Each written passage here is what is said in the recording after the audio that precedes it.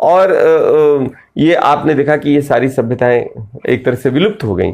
चीनी सभ्यता भी विलुप्त हो गई। ये भी मैं बताऊंगा कि 1949 में अगर वहां क्रांति होती है तो जो सभ्यता लेके चल रहे थे, जो विचार लेके चल रहे थे, वो तो उन्होंने दफना दिया।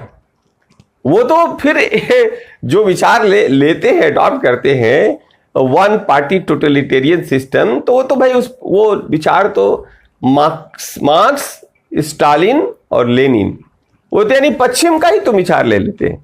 तो तुम तो एक तरह से अपनी पूरी जो तुम्हारी जो वैचारिकी थी तुमने उसको त्याग दिया।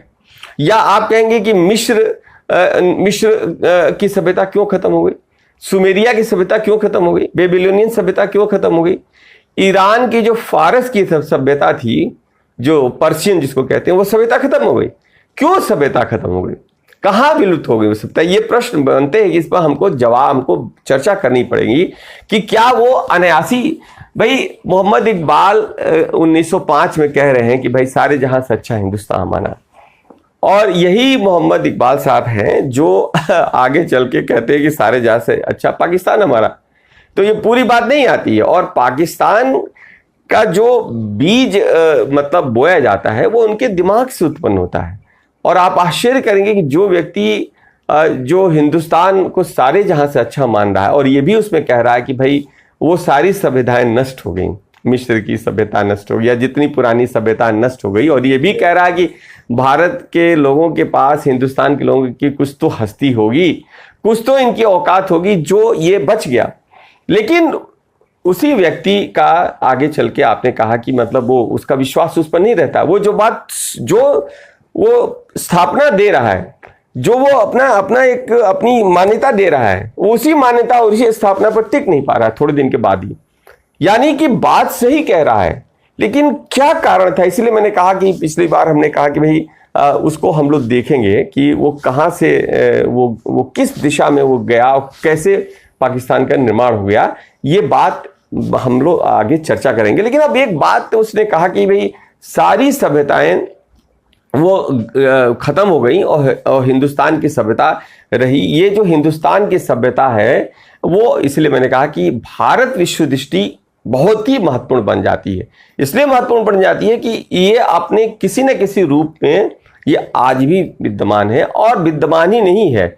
अगर इसको बड़े खुले मन से देखा जाएगा, अगर इसको आप अपने आप को बांध कर किसी चीज में देखेंगे ना, तो आप उसको देख नहीं पाएंगे। इसलिए मैंने कहा कि अगर मैं रूस में भी पैदा हुआ होता, चीन में भी ये बात कहता, चीनी होता, तब भी मैं भारत विश्व दृष्टि की चर्चा करता। ये नहीं है कि मैं भारत में पैदा हुआ हूँ, भारतीय हूं, तो इसलिए मैं भारत विश्व दृष्टि की चर्चा कर रहा हूँ। इसकी बहुत सारी चीजें जो आप उसको कह सकते हैं कि ये कोई, इसको क्षेत्रीयता में हम बांटेंगे नहीं। अब तुम्हारे उस सीमाओं में नहीं बांधेंगे। और इसलिए आपने देखा कि भारत विश्व दृष्टि से बहुत सारे विचार निकलते हैं जो क्या होते हैं, जो यूनिवर्सल बन जाते हैं, जो ट्रांसेंडल हो जाते हैं, और यूनिवर्सल ही बनते वो बनते हैं, कॉस्मिक हो जाते हैं। ये सब हम लोग अभी चर्चा करेंगे। कौन कौन ऐसे विचार निकलते हैं, जबरदस्त विचार निकलते हैं जो पूरी कॉस्मिक की बात करते हैं, कॉस्मोलॉजी की बात करता है। वो अकेले वो इस प्लैनेट तक सीमित नहीं है, वो इस ग्रह तक सीमित नहीं है, वो इस सौरमंडल तक सीमित नहीं है, वो इस ब्रह्मांड तक सीमित नहीं है, वो उस ब्रह्मांड से ऊपर बियॉन्ड जाता है। यानी वो ट्रांसेंड करता है, वो उसको लांघ लेता है, पता नहीं वो कहां तक जा रहा है। वो अनंत है, वो अथाह है, वो असीम है।